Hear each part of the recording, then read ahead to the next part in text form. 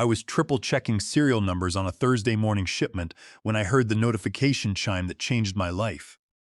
It was a three-word subject line, Town Hall Mandatory, which landed in my inbox like a calendar grenade lobbed from human resources. When that department throws a surprise meeting, you are never the one getting cake. I was the only person at Vanguard Aerospace authorized to sign off on our controlled shipments, which consisted of military-grade aviation hardware wrapped in enough federal red tape to strangle a moose. I did not get fancy bonuses or champagne Fridays, but I possessed something far more valuable: active federal clearance and 9 years of spotless audit records. That morning, I had already approved a batch of encrypted avionics modules headed to a North Atlantic Treaty Organization partner. It was standard procedure for me. Log the serial numbers, verify the part codes, and file the Federal Transmission Manifest. To most people, it was boring, repetitive data entry. To the federal government, it was a matter of national security. I was not flashy. I did not attend the weekend retreats, the whiskey tastings, or whatever sales did in Las Vegas that resulted in written warnings on Monday mornings. But if you asked who kept this corporate machine legally afloat, it was Edward Vance. I was the compliance firewall, the one who made sure our equipment did not end up in the wrong hands or fly under the wrong flag in a foreign desert. My desk sat in a quiet corner of the facility, far removed from the executive suites. The physical layout was a fitting metaphor for my role, a quiet, sturdy link between the engineers who designed the hardware and the government agencies that tracked it. I did my work in silence, and for a long time, that anonymity was my shield. No one questioned me because no one understood the depth of the regulations I navigated. Despite the critical nature of my job, I had real bills. My mother, Eleanor Vance, was in a specialized care facility for late-stage dementia. It was a clean place, but the administrators raised the monthly rates every single time they bought new curtains or hired a new activities coordinator. To help cover those rising costs, once a month I consulted for a small nonprofit organization that retrofits technology for veterans with mobility impairments. It was totally legal, fully disclosed, and documented in writing with our legal department. I was not selling secrets to competitors. I was helping a paralyzed veteran pilot a drone using eye-tracking software. The irony was that my entire career revolved around keeping other people out of jail, yet they treated me like a criminal the moment they decided to get rid of me. I had followed every rule, submitted every disclosure form, and obtained the written consent of our general counsel, yet none of that mattered once the winds of corporate politics shifted. That morning, I was sipping office-brewed mud, my screen displaying a complex spreadsheet of federal trade codes. When I reviewed the shipping manifest, everything cleared. The paperwork was uploaded to the government portal, with one final shipment scheduled for later that day. I felt a quiet sense of calm, the kind that comes from knowing you are the only one holding the structural pillars together. Most people in the building did not even understand the purpose of the export regulations. They just knew that my signature had to bless their outgoing hardware like a priest in steel-toed boots. The new Human Resources Director, Brenda Jenkins, had started 2.5 months ago. She was a corporate transplant who adored buzzwords and loathed actual processes. I had marked her from day one as someone who measured productivity in slide decks and status updates rather than concrete results. Brenda once told me that legal compliance should be about storytelling. I told her compliance was about keeping the company out of federal prison. She laughed as if I were joking, but I was dead serious. She was not accustomed to professionals who had no interest in climbing the corporate ladder and only cared about preventing a structural collapse. She thought authority belonged to titles, unaware that it actually lived in secure folders and time-stamped logs. She believed that compliance could be streamlined with software templates and automated checklists, failing to realize that the federal government does not accept templates when an unauthorized weapon component crosses in international borders. At exactly 1 o'clock in the afternoon, the town hall meeting started. We all joined the virtual meeting like school children waiting for instructions. Brenda Jenkins appeared on the screen, flanked by the chief technology officer and a corporate attorney who looked like he had not slept in a week. She began with a speech about company values, alignment, and integrity, the usual vocabulary that precedes a termination. Then she dropped the hammer. She announced to all 243 employees that I was no longer with the company, citing a conflict of interest from external consulting. She claimed that while my side work was technically legal, it was inconsistent with the company culture. She even had a slide prepared, displaying my name in large font with the word terminated written across it in bright red letters. A heavy silence fell over the call. I did not blink or say a word. Instead, I reached under my desk, opened the email client on my phone, and retrieved a draft I had written months ago. It was addressed to Dwight Caldwell, our compliance officer. The subject line read, "Notification of loss of named responsible party under Title 22 of the Code of Federal Regulations." I attached the official government notification form for my voluntary removal. With one tap, I sent the email. Then I clicked the button to leave the meeting. They believed they were staging a public execution of my career, but they had actually just lit a match inside a fireworks factory. I walked out of the office, left my badge on the desk, and did not look back. The parking lot was still half full when I walked out. The afternoon sun bounced off the metal hoods of cars like nothing had changed. But for me, the world had shifted. I did not cry, I did not scream, and I did not call anyone. I simply sat in my car, hands resting on the steering wheel, and stared through the windshield. In my head, Brenda Jenkins's voice echoed, "Real team players do not moonlight." I wanted to laugh.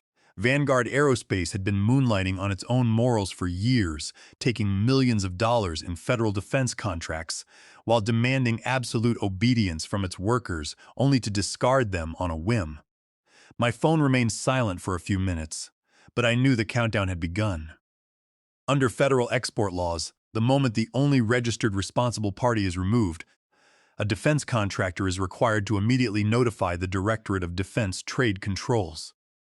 During that transitions period until a new candidate is vetted, cleared, and formally approved by the federal government, the company possesses zero legal authority to export a single piece of hardware. Dwight Caldwell, our compliance officer, was the only other person in the building who understood the gravity of my exit.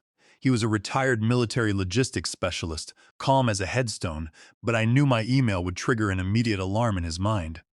He would not call me to negotiate. He knew me too well for that.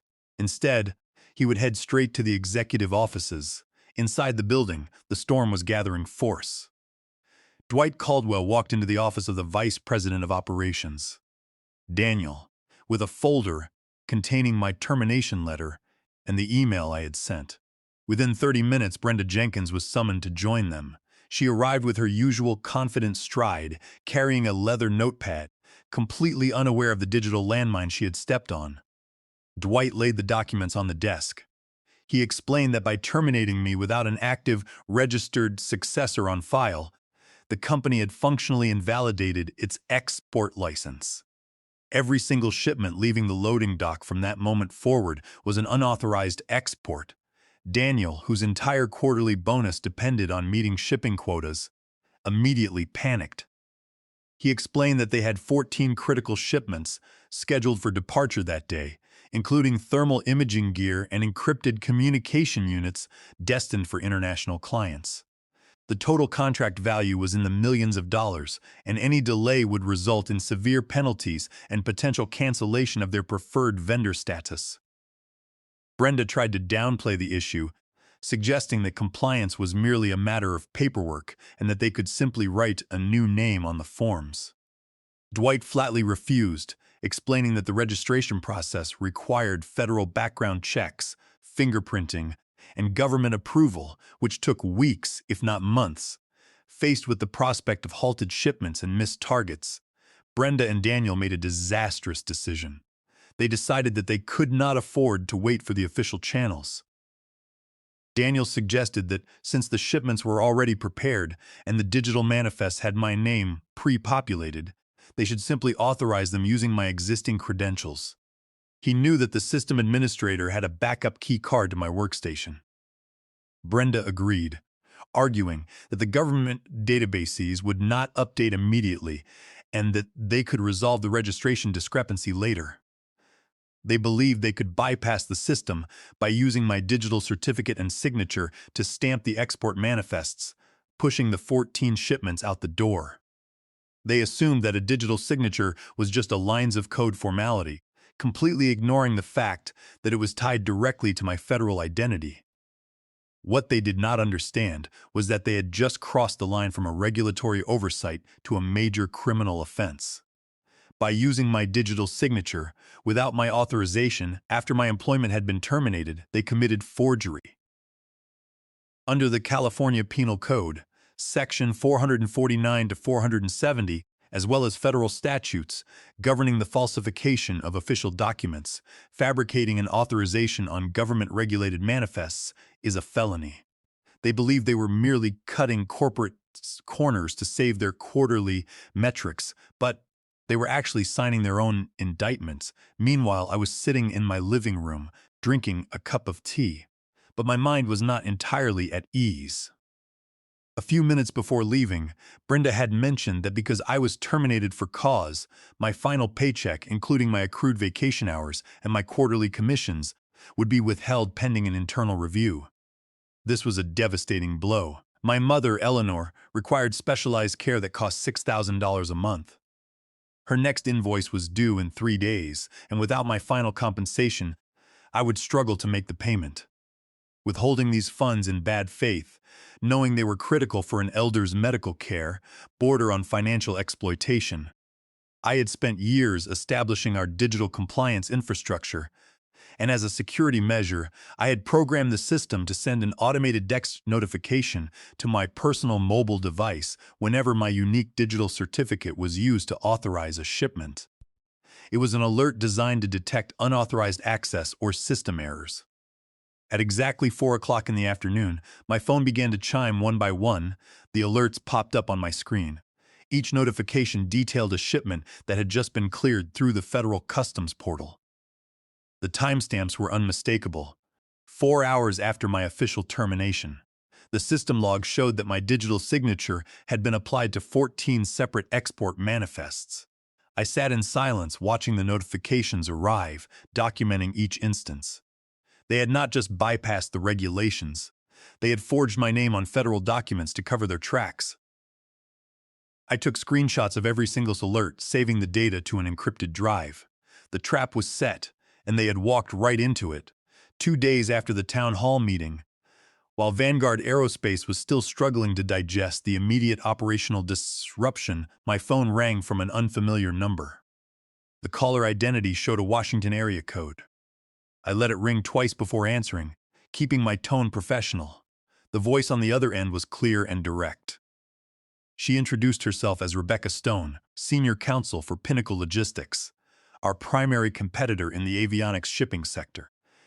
She explained that their compliance department monitored public regulatory registries, and they had noticed the immediate status change on the federal database, showing my name had been removed from the Vanguard Aerospace registration. Rebecca did not waste time with corporate small talk. She stated that Pinnacle Logistics had been expanding its international logistics portfolio and desperately needed a primary designated responsible party with a clean audit history to oversee their operations. She offered me the role, along with a significant signing bonus, a substantial salary increase, and an immediate initiation of the registration transfer.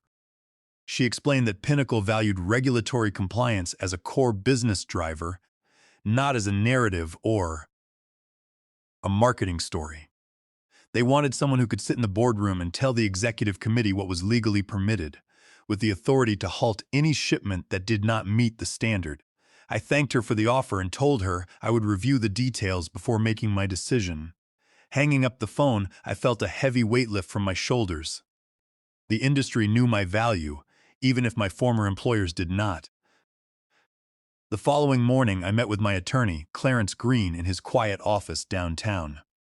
I brought a folder containing my original employment contract, my written disclosure forms regarding the veteran nonprofit consulting work, my formal termination letter signed by Brenda Jenkins, and the screenshots of the 14 automated shipping alerts that had triggered on my phone 4 hours after my dismissal. I'd also brought a copy of my federal copyright certificate for my proprietary software program, which I had named the Vance Compliance Engine. Clarence, a seasoned employment and regulatory attorney, reviewed the documents in silence, his expression growing more focused with each page. After several minutes, Clarence looked up and adjusted his glasses. He explained that Vanguard Aerospace had committed several severe violations that placed them in massive legal jeopardy. First, the unauthorized use of my unique digital certificate and electronic signature to process the 14 shipments after my termination constituted felony forgery. Under the California Penal Code Section 470, fabricating an authorization or using another person's digital identity without consent on official records is a serious criminal offense. Because these manifests were submitted directly to the federal government, the company had also violated federal statutes regarding the falsification of export documents, which carried criminal penalties for the individuals who directed the action. Second, Clarence pointed out the issue regarding my withheld compensation. Brenda Jenkins had formal written notice that my final commissions and accrued vacation pay were dedicated directly to funding the specialized care facility for my mother, Eleanor Vance, who was battling late-stage dementia. My mother had worked for 35 years as a public school teacher, and I had promised her that she would spend her final years in a dignified, safe environment. By intentionally withholding those funds under the guise of an internal review without legal justification, the company was committing elder financial abuse. Under the California Welfare and Institutions Code Section 15,610.30, depriving an elder of their necessary financial resources or assistance for medical care constitutes a form of abuse. Clarence's own mother had suffered from a similar illness, and his eyes hardened as he explained that the courts take elder exploitation extremely seriously, especially when executed by a corporate entity in bad faith. Third, Clarence identified a copyright infringement issue. 2 years prior, I had designed the Vance Compliance Engine to automate complex database checks and streamline the audit process. I had written the code entirely at home, on my personal computer, outside of my official working hours. I had registered the copyright for the software under Title 17 of the United States Code Section 106. I had allowed Vanguard Aerospace to use the program under a temporary, non-exclusive license that was contingent upon my active employment. The logs showed that the company was still running my proprietary software to process and track their current shipments, directly violating my exclusive copyright. Clarence smiled, noting that Brenda Jenkins, in her haste to perform a public termination for corporate optics, had ignored every legal boundary. She had violated my employment agreement, committed criminal forgery, engaged in elder financial exploitation, and infringed upon my intellectual property. He advised me that we should not simply sue for wrongful termination. Instead, we would draft a comprehensive legal demand letter detailing these violations, while simultaneously preparing to file official reports with the local district attorney, the state labor commissioner, and the Directorate of Defense Trade Controls. I agreed with his strategy. I wanted no part in corporate drama, but I refused to let my mother's health be used as a bargaining chip by an incompetent human resources director. Clarence began drafting the letter, outlining the timeline and the statutory penalties for each offense. He made it clear that we would give the company exactly 48 hours to release my full compensation, pay a significant settlement for the copyright infringement, and issue a formal retraction of their cause termination. If they refused, we would release the files to the federal investigators.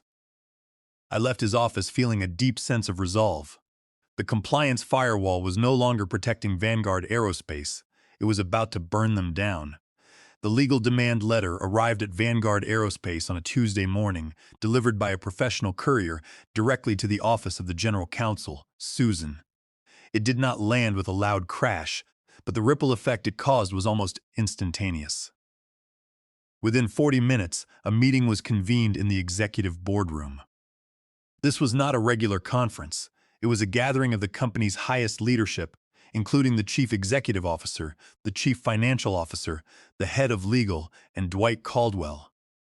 Brenda Jenkins and Daniel were also ordered to attend, though they were left standing near the door like junior associates waiting for instructions. Susan did not read the entire document aloud. Instead, she placed it on the center of the table and summarized the contents. She explained that Edward Vance, through his legal representative, Clarence Green, had filed a formal claim against the company. The allegations were detailed, backed by digital logs, and legally devastating. First, they were facing a documented claim of criminal forgery under state and federal laws for utilizing Edward's digital certificate and credentials to authorize 14 shipments after his official termination timestamp. The screenshots provided in the exhibit matched the federal shipping records perfectly, leaving no room for denial. "This is not a simple administrative error," Susan said, her voice sharp as glass. "This is felony forgery. Under the California Penal Code, Section 470, fabricating an authorization or using another person's digital identity without consent on official records is a serious criminal offense. Because these manifests were submitted directly to the federal government, the company has also violated federal statutes regarding the falsification of export documents. Daniel, your administrator credentials were used to bypass the security lock, and Brenda, you signed off on the operational directive. If the district attorney files charges, you are both facing personal criminal liability." Furthermore, Susan explained that the company had violated the California Welfare and Institutions Code by withholding Edward's final compensation in bad faith, knowing it was earmarked for his mother Eleanor's care facility, because his mother suffered from late-stage dementia. This action constituted elder financial abuse under Section 15,610.30, exposing the company to treble damages and potential personal liability for the executives involved. Additionally, Edward was asserting his exclusive rights under Title 17 of the United States Code Section 106, demanding that the company immediately cease using his copyrighted compliance software, the Vance Compliance Engine, which was currently running on their servers. The room fell completely silent. The chief financial officer sat with his pen suspended in midair, his calculations showing a catastrophic financial exposure. He explained that if the company was placed under federal investigation, the banks would immediately freeze their credit lines under standard covenant clauses. Without access to that capital, they could not pay their suppliers or meet payroll.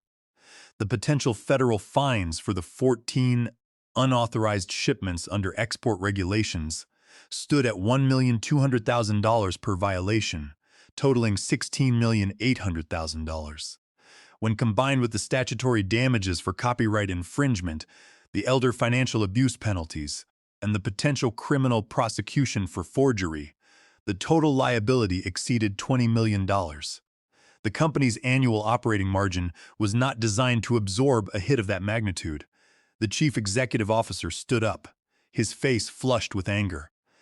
He demanded to know who had authorized the termination of Edward Vance without a registered successor, and who had ordered the use of his digital certificate to clear the shipments. Daniel immediately pointed at Brenda Jenkins, claiming that she had assured him that the compliance transition was a minor administrative detail that could be handled retroactively. Brenda, her corporate composure entirely shattered, stammered that she was simply implementing the company's culture policy regarding external employment. She argued that she did not know the technical details of the digital certificates or the federal registry. The chief executive officer did not accept her excuses. He pointed out that by acting unilaterally without consulting the legal department or verifying the regulatory requirements, Brenda had committed a direct breach of her fiduciary duty to the corporation and its shareholders. Her actions had exposed the company to federal investigations, criminal charges, and massive financial liability. He ordered Susan to immediately release all of Edward's withheld compensation, including his accrued vacation pay and commissions, to prevent the elder abuse claim from progressing further in the courts. He also ordered that they disable the Vance Compliance Engine from the servers immediately, even if it meant halting all compliance tracking. However, the legal settlement could not stop the federal machinery that had already been set in motion. The voluntary notification form that Edward had submitted to the compliance officer, which was forwarded to the Directorate of Defense Trade Controls, had triggered an automated red flag in the federal database. The system had detected that 14 international shipments of controlled military-grade hardware had been processed under Edward's signature hours after his registry status had been updated to inactive. By noon that day, the company received an official communication from the federal investigators. It was not a request for clarification. It was a formal notice of an audit and investigation into Vanguard Aerospace export activities for the fourth quarter.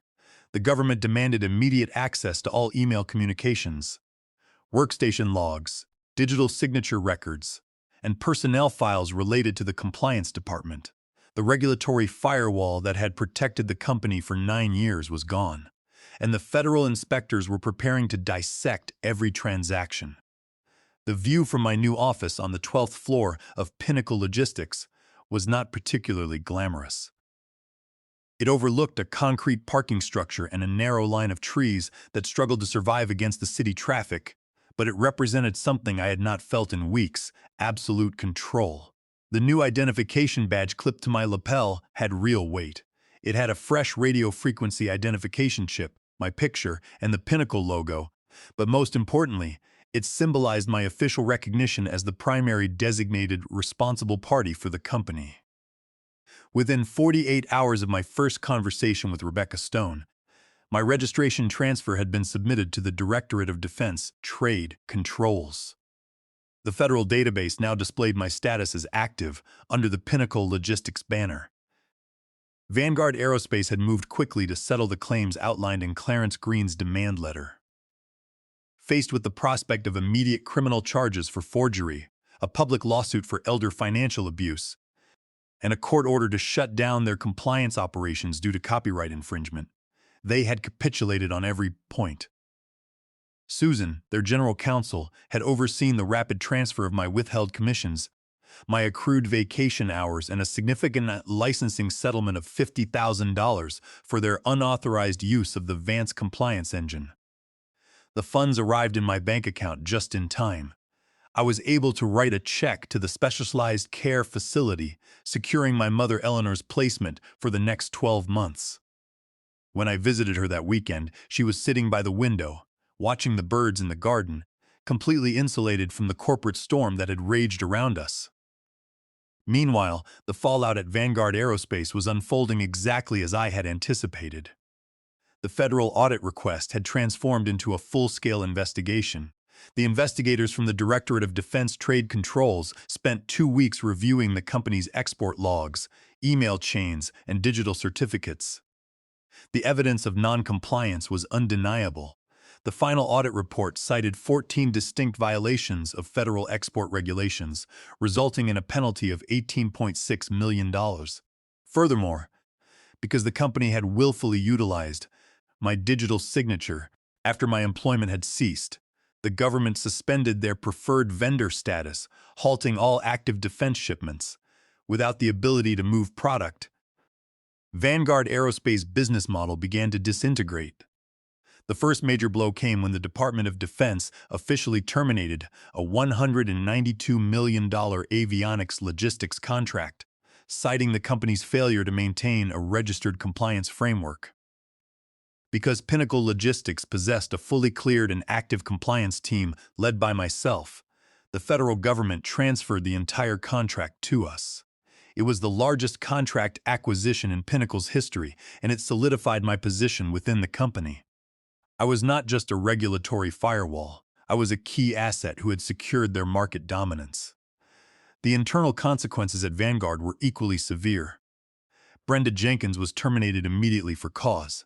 Her career in human resources effectively finished.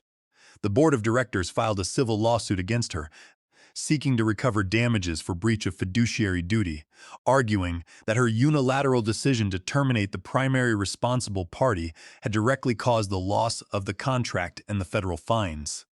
Daniel was demoted and placed under internal investigation for his role in authorizing the administrative bypass of my workstation. He faced potential criminal charges for forgery, alongside Brenda, as the local district attorney reviewed the digital evidence Clarence Green had submitted. 6 months after my departure, I was invited to deliver the keynote address at the annual National Export Compliance Association conference. The venue was a large hotel ballroom filled with hundreds of industry professionals, attorneys, and government representatives. I stood at the podium, looking out at the crowd, and spoke about the critical role that compliance plays in modern manufacturing. I explained that many executives view regulations as a mere checkbox or a marketing narrative, treating the professionals who manage them as disposable administrative staff. A compliance framework is not a story, I told the audience, my voice echoing clearly through the room. It is a structural foundation. If you remove the cornerstone of a building because you do not like its appearance, the entire structure will collapse. A company cannot survive on metrics and buzzwords alone. It requires a commitment to the rule of law and a respect for the individuals who uphold it. When I finished speaking, the applause was polite but sustained. I saw several familiar faces in the crowd, including a few compliance analysts from Vanguard who looked tired and worn down. I walked off the stage, shook hands with the moderator, and headed back to my hotel room. I had no desire to celebrate their ruin. I had simply done my job, and when they tried to bypass the rules, the regulations had enforced themselves. Now, sitting in my quiet office, I reviewed the compliance checklist for our latest shipment. A batch of encrypted tracking sensors was scheduled to leave for a North Atlantic Treaty Organization installation in Germany. I verified the serial numbers, reviewed the customs declarations, and checked the registration status of the responsible party. Everything was clean. Everything was compliant. I applied my digital signature and authorized the shipment. The system logged the transaction, and the screen turned green. The lights were on, the database was secure, and the foundation was holding.